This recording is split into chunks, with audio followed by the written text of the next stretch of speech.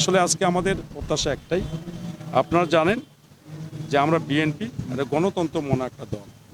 আমরা সবসময় গণতন্ত্রের জন্য লড়াই করেছি। আমরা দীর্ঘ 17 বছর ধরে কিন্তু এই ফ্যাসিস্ট আওয়ামী লীগ সরকারের বিরুদ্ধে গণতন্ত্র এবং নির্বাচন আমরা লড়াই করে যাচ্ছি। কিন্তু আমরা বিগত 17 বছর ধরে ফ্যাসিস্ট আওয়ামী লীগ সরকার বাংলাদেশকে যেভাবে একটা নৈরাজ্যক পরিস্থিতি সৃষ্টি করেছিল, আপনারা জানেন গত 5 আগস্ট ছাত্র জনতা আন্দোলনের মুখে ফ্যাসিস্ট আওয়ামী লীগ সরকার বাংলাদেশে পালিয়ে গেছে। এখন বর্তমান অন্তর্বর্তীকালীন সরকার আসছে। আমরা অন্তর্বর্তীকালীন সরকারের কাছে একটাই আমাদের দাবি যে একটা আপনার নির্বাচন দিবেন। সেই নির্বাচন নির্দলীয় নিরপেক্ষ নির্বাচনের মাধ্যমে আমরা বিএনপি দল ক্ষমতা আসবো, এটা 100% পরিষ্কার। কিন্তু দেশীয় এবং আন্তর্জাতিক ষড়যন্ত্র আমরা শিকার হয়েছি। এখন মনে হচ্ছে দেশে কোনো নির্বাচন হবে না, আমাদের কাছে ধারণা।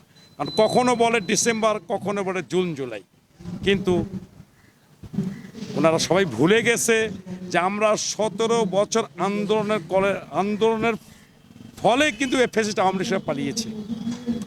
এখন যদি এই নির্বাচনের ব্যাপারে যদি অন্তর্বর্তীকালীন সরকার যদি সঠিক সময় নির্বাচনের যদি রোডম্যাপ ঘোষণা না করে, ইনশাল্লাহ আগামীতে আমাদের রমজান মাসের পর আমরা একটা বৃহৎ আন্দোলনের মাধ্যমে এদেশে আমরা নির্বাচন আদায় করে সারব।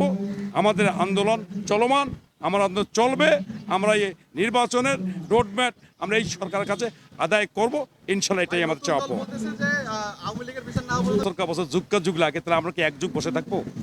আমাদের কতটা বিচারও চলবে, সংস্কারও হবে, নির্বাচন হবে, এটাই আমাদের চাপ।